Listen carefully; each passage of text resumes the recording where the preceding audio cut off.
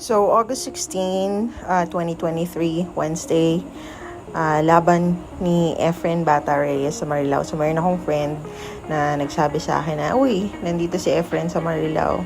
So, syempre, ang lola mo, dali-daling pumunta para magpa-autograph. Pero nung inabutan ko, naglalaro pa kasi sila. So, nagtataka ako bakit kung anong-anong bola yung pinapakit nila. So, sabi ko, pre, bakit hindi sunod-sunod yung bolang sinushoot nila? So, tawag daw dun sa laro is one pocket.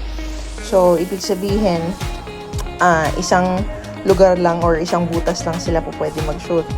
So, si Efren is corner left hand. Yung foreigner naman is corner right hand pocket.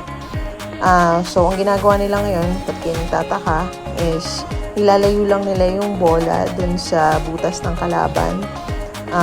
So, ito, nakita nyo, pinapalayo ng kalaban yung 13th ball ni Efren. So, siya naman ibinabalik niya dun sa corner na left side.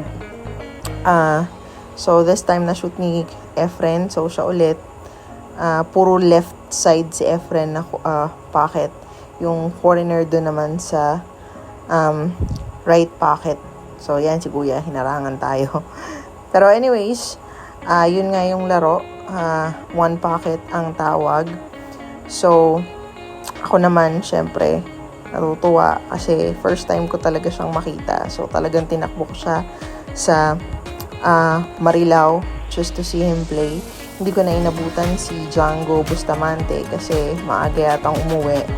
Meron pa siyang isang laban dito pero hindi ko na inintay kasi parang inaabangan pa nila yung next na kalaban niya. So, ayan, Sir Efren Bata Reyes playing one pocket with the foreigner. At syempre, ang aking autograph.